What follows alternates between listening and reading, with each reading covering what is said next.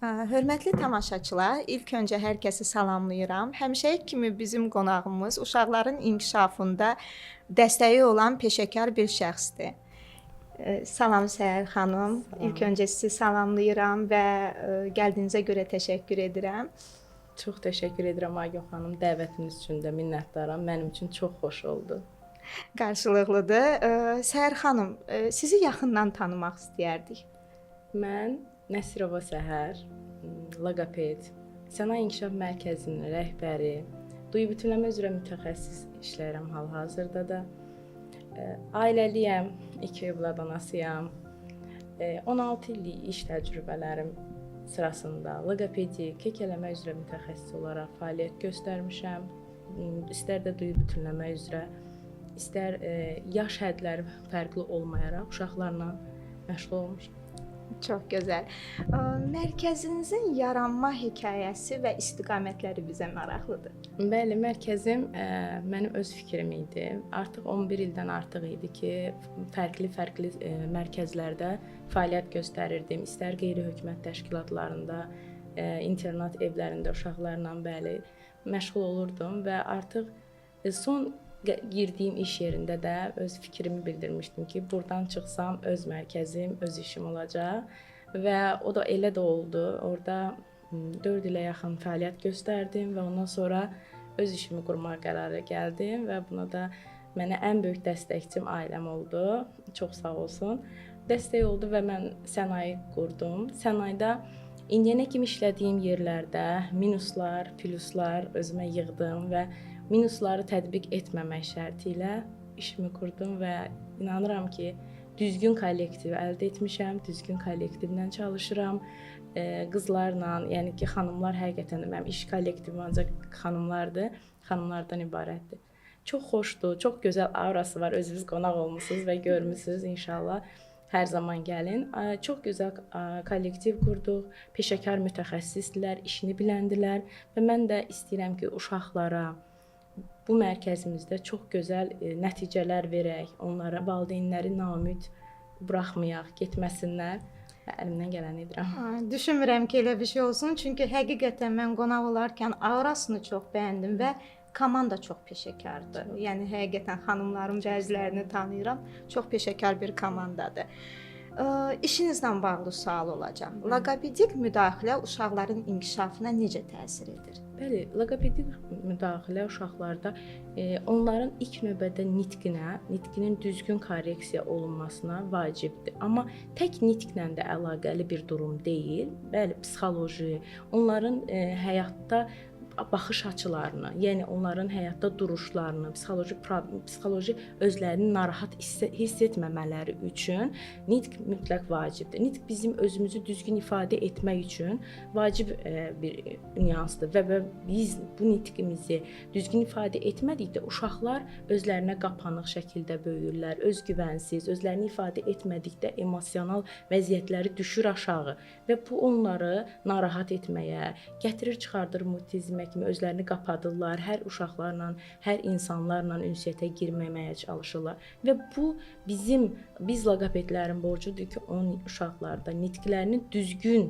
ifadə etmələrini öyrədək, düzgün cümlə qurma qabiliyyətini formalaşdıraq və həqiqətən də uşaqları cəmiyyətə düzgün formada, düzgün psixologiyada yönəldə bilək. O zaman elə çıxır ki, uşaqların psixoloji vəziyyəti onların nitqinə çox təsir edir. Bəli, psixoloji cəhətləri də nitqinə çox təsir edir. Nitq də psixoloji cəhətlərinə çox təsir edir. Bəs uşaqlarda nitq pozuntularına əsas səbəblər nələr?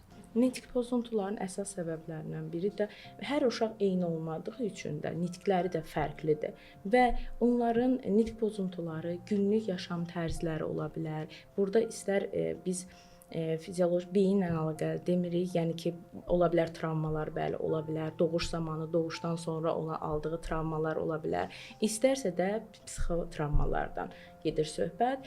Ailə daxili müdaxilələr, münaqişələr olduğu zaman həqiqətən də uşaqların travmatik nitqlərinin pozulması, düzgün cümlə qura bilməmələri, həyəcan, qorxu, kəkələmə ən çox müşahidə olunan problemdir ki, o qorxu nəticəsində, stres anında yaranan bir problemdir və həqiqətən də uşaqların düzgün yaşam tərzi, istər televizor və telefonun həddindən artıq istifadəsi. Yəni bunu vurğu ilə deyirəm.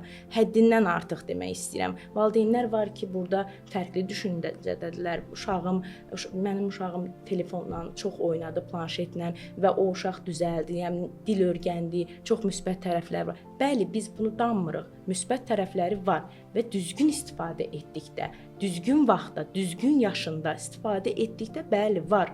Amma ki biz burada həddindən artıq inkişaf dövründə, nitqinin açılan dövründə, inkişaf dövründə telefonun, planşetin artıq vəziyyətdə istifadəsi bəli, uşaqlara mənfi təsiri çoxdur. Yəni bu günlük özümüz də, siz də bir anasınız, mən də 2 övlad anası olaraq hansı nüansların uşaqlara daha çox pis təsir elədiyini bilirik.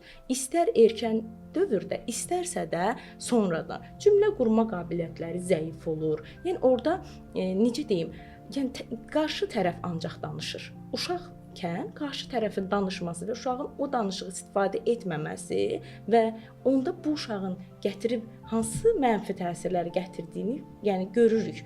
Ona görə də xahiş edirəm valideynlərdən bunu nəzərə alsınlar.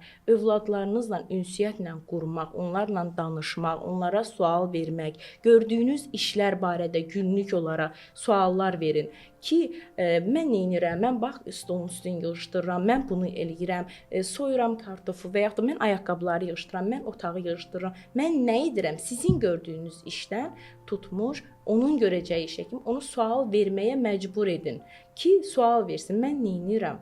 Onun sualını versin. Uşaq nə qədər danışarsa, ünsiyyət qurarsa, o qədər nitqi düzgün açılar və düzgün cümlə qurma qabiliyyəti formalaşar. O zaman belə bir sual doğur. Uşaq gec danışır. Bəli. Adətən bizim rastlaşdığımız problemdir və valideyn deyir ki, zamanla keçəcək. İrsən bizdə gec danışan uşaq var. Valideyn nə zaman mütəxəssisə artıq müraciət etməlidir? Siz mütəxəssis deyirsiniz. Burada loqopedik deyəndə 3 yaşından. Sırf loqopedə müraciət 3 yaşından müraciət olunmalıdır. Amma ki, uşağın 3 yaşına kimi danışmırsa, söz ehtiyatı yaşına uyğun deyilsə, 1 yaşına kimi, 2 yaşına kimi, 3 yaşına kimi neçə yüz söz bilməlidir, neçə min söz bilməlidir, neçə söz birləşməsi bilməlidir. Bunlar yoxdursa, bəli, biz pedaqoji, sensor tərəfdən təlimə müraciət etməliyik, mütləq. Pedaqoji anlama, qavrama yoxlanılmalıdır. Uşaq nə qədər analiz edə bilir, nə qədər bu şuurlu şəkildəmi nitqi danışa bilmir, yoxsa şuursuz şəkildədir. Yəni bunları bilmək lazımdır. Uşaq danışa bilməməsi üçün sırf loqopedi 3 yaşından sonra, amma loqopedi kimi 3 yaşına kimi gözlüyüm və valideynə gec danışır, danışacaq dedikdə, xeyr, bu danışmaya da bilər. Günümüzdəki problemlər böyüdüyü üçün vaxtilə də bu problem var. Sadəcə indi daha qloballaşıb, daha ağırlaşıb bu problemlər. Ona görə də bunun həllini aradan qaldırmaq üçün erkən müdaxilə şərtdir. Erkən, bəli, pedaqoq tərəfdən, sensor tərəfdən və evdəki məşğuliyyət, valideynlərin onlarla vaxt keçirməsi artmalıdır. Bəli, müqayisə etməlidirlər valideynlər ki, müqayisə mənim uşağım və yaxud öz qardaşı ola bilər, özündən böyüyü və yaxud da qonşunun, qohumun uşağı. Mənim uşağım bu yaşında bu cümlələri qura bilirdi, amma mənim övladım bunu edə bilmir. Deməli, mən müqayisə edirəm, hardasa gerilədiyimiz, ləngidiyimiz bir problem var və onda mütləq ki, mütəxəssislərdən yardım almağı çox pis bilməsinlər. Köməklik istəməyi, sual verməyi, maraqlanmağı bu pis bir şey deyil. Əslində uşağını erkən müdaxiləsən, erkən də nitqinin açılmasına, düzgün intellektə malik olmasına yiyələndirir. O zaman psixoloqlarla loqopedlər bir-biri ilə işləyəndə Paralel. işləməlidirlər. Bəli, psixoloji problemlər ola bilər. Valideynlər var gəlir ki, mənim danışa bilmir övladım. Amma ki, evdəki travmatik olaylardan danışmır. Uşağın keçirdiyi stresslərdən danışmır. Nəyin nəticəsində uşaq danışmır? Normal intellektə sahib uşaqdır və test eləyirik, yoxlayırıq dərs zamanı olsun, istər ilkin konsultasiya zamanı yoxlanır, uşaq normal intellekt malikdir. Amma onu qorxudan, danışdığı zaman əllərinin içinin tərləməsi, əsməsi, tutumunun olmaması, qorxunun, ani gələn reaksiyalar, səsin onu tez titrətməsi və reaksiya verməsi, qorxması, gözlərini qırpması, tez-tez tiklər əmələ gətirir. Bunlar nədən yaranır? Evdəki münasibətlərdən. Ola bilər ki, bu ana-ata arasında olsun, baba-nənə arasında, gəlin, oğul arasında, istər uşaqların arasında qoyulan fərqlər böyük formada olanda uşaqlar həssasdır. İndiki uşaqlar da həddindən artıq həssasdırlar. Yəni onlar müqayisəni çox pis anlaya bilirlər ki, yəni ona çox sevdilər, məni sevmədilər, ona aldılar, məni almadılar və bu düşüncələri həqiqətən də çox onları depressiyaya salacaq dərəcədə böyütdürə bilir uşaqları. Ona görə də bunlara diqqət etmək lazımdır. Bunun üçün də bizə psixoloji yardım lazımdır. Bəli, dəstək lazımdır. Uşaqlar psixoloqlarda, art terapiyalar zamanı öz hisslərini, duyğularını aşkara çıxardır və psixoloji yardımda, psixoloqun göndərişi ilə, göstərişi ilə valideynə köməklik edə bilirik. Yəni valideyn necə davranmalıdır, necə etməlidir? Ən azından demək olar ki, 100% deyə bilmirəm, çünki bizim mühitimizdə, bizdə valideynlər 100% uşağın dedikləri kimi eləmirlər. Qəbul eləmirlər və onu da tətbiq etmirlər. Amma etdikləri zaman, yəni 50-60% etdikdə nəticəni də özləri görə bilir ki, uşaq nə qədər psixoloji rahatdırsa, gərginlik yoxdursa, o qədər düzgün nitqdə danışacaq, düzgün məktəbdə də, təlimdə də düzgün səviyyəyə gəlib çata biləcək. Dediyimiz kimi uşaqlar individualdır. Bəli. Hər bir uşağa fərdi yanaşmanı necə qurursuz bu prosesi? Bəli, bu proqramlar şəklindədir. Uşaq probleminə, yaşına görə qurulur bu. Yaşına görə, formasına görə qururuq. Yəni uşağın probleminin dərəcəsi nə dərəcədədir və yaşı nədir və mühiti nədir? Uşağın götürmə potensialı nədir? Qavrama, anlayışı necədir? Bunlara görə götürülür. Uşağı bu proqramlar qurulur və onlara tətbiq olunur.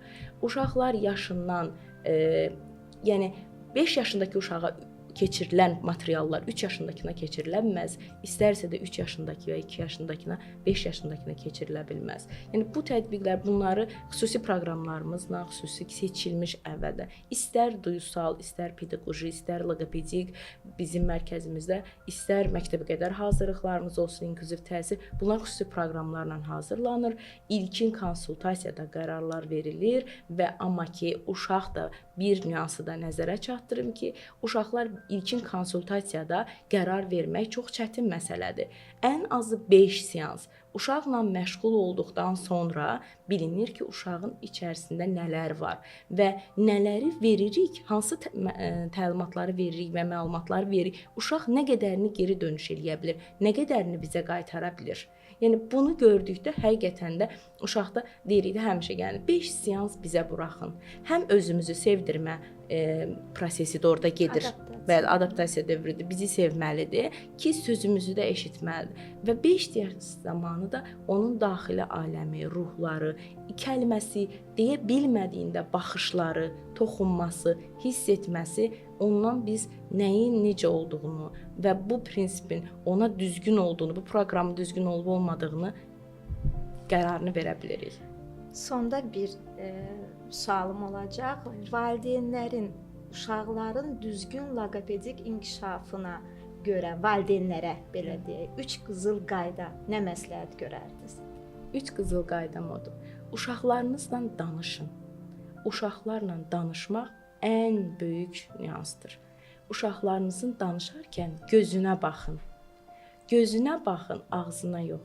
Uşaq gözünə baxdıqda sizdən enerjini alır, sizdən düzgün intellekti alır, sizdən duyğularınızı alır və uşağınıza inanın. güvənin. Uşağa inandınız, güvəndiyiniz an o sizinlə həqiqətən ünsiyyətə də girəcək, dost olacaq. O sizin üçün siz onun üçün bir qala olacaqsınız və hər zaman, hər çətinlikdə sizin qapınıza gələcək. Təşəkkür edirəm Səhər xanım. Həqiqətən çox gözəl informasiyalar verdiniz. Bir valideyn olaraq mənə də çox maraqlı idi. Bir daha təşəkkürlər gəldiyinizə görə, dəvətimizi qəbul etdiyinizə görə. Çox təşəkkür edirəm. Çox sağ olun.